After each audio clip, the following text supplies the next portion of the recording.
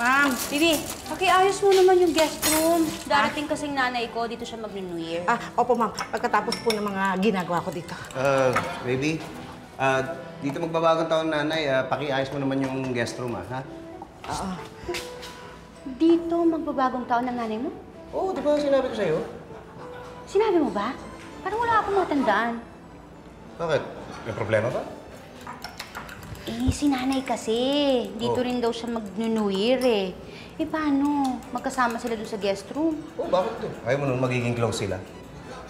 Sana. Baby, pagkatapos mong ayusin yung guest room, mag-grocery ka na rin dun sa mga kulang natin sa handa mamaya. Ma'am, hindi naman po sa nagrereklamo ako. Pero ma'am, baka po magawa ko yun eh. Tapos na yung bagong taon, tsaka ako makapamili. Ay, nga no. O, pitoy tayo na mag-grocery. Ako, hindi ako pwede. Ang dami kong mga papeles na nire-review. Mga pipirmahan ko pa yun. Ano ka ba naman? New Year na, nagtatrabaho ka pa rin. Ayaw kong abutin ng bagong taon, kaya gusto ko matapos na kagad ngayon. Sir, ma'am, hindi po ba sabi niyo ngayon tayo kukuha ng makakatulong ko dito sa bahay? Sabi nung agency, ngayon daw darating yung mga mag-a-apply. Kaya lang, hindi sigurado yun kasi nga alanganin nga yung petsa. Alam mo, tulungan na kita dyan para matapos na yung ginagawa mo. Naku, ma'am. Okay lang po ba sa inyo? Ano ka ba? Okay lang. Sanay naman ako sa gawaing bahay, no? Talaga po, ma'am? Sige po, ma'am, ito rin po. Pakituloy na rin po itong ginagawa ko. Tsaka ito pa ho, ma'am. Pagkatapos po niya, ma'am, pakitignan po yung niluluto ko. Pagkatapos niyo po tignan yung niluluto ko, diligan niyo po yung mga halaman sa labas. Hoy! Sabi ko nga po kayo na lang po yung magluto. Ako na lang po gagawa sa lahat. Nakasan niyo pa po.